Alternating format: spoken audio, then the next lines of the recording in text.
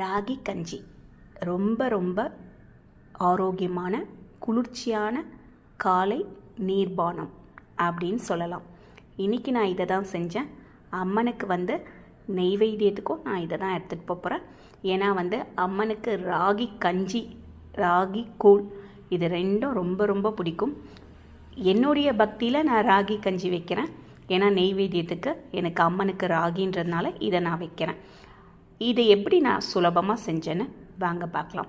ஒரு குழிக்கரண்டி ராகி மாவு, ஒரு டம்ளர் தண்ணி, சிறிது உப்பு போட்டு நல்லா கட்டி இல்லாமல் கலந்து அடுப்பில் வச்சு கட்டி இல்லாமல் கலந்துகிட்டே இருக்கணும். நல்லா வெந்து வரணும். திடீர்னு கட்டி ஆயிடுச்சுன்னா கொஞ்சம் சுடுதண்ணி வச்சு ஊற்றி அதை நல்லா தண்ணியாக்கி நல்லா வேக விடணும்.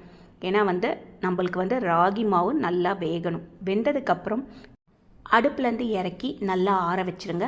அதுக்குள்ளேயோ கொஞ்சம் தயிர் எடுத்து நல்லா கட்டி இல்லாமல் கலந்து அதில் வெங்காயத்தை கொஞ்சம் நறுக்கி போட்டுக்கிட்டு கொஞ்சோண்டு உப்பு, நீங்கள் ராகி மாவுலேயே நிறைய உப்பு போட்டிங்கன்னா இதுக்கு போட வேண்டாம்.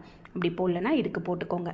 நல்லா இதை தனியாக கலந்து வச்சுக்கோங்க. அதுக்குள்ளேயோ அதுவும் சூடு ஆறின பிறகு அதில் கலந்துக்கிட்டுக்கோங்க. ரெண்டுத்தையும் சேர்த்து நல்லா மிக்ஸ் பண்ணி காலையில் ஒரு டம்ளர் குடித்தா அவ்வளோ நல்ல ஹெல்த்தியான டிஃபன் சொல்லலாம். இதை தொட்டு சாப்பிட நான் கார சட்னி தான் அரைச்சேன். இந்த கார சட்னிக்கும் இந்த ராகி கஞ்சும் சரியான காம்பினேஷன். ரொம்ப சூப்பராக இருந்தது. நீங்களும் ட்ரை பண்ணி பாருங்கள்.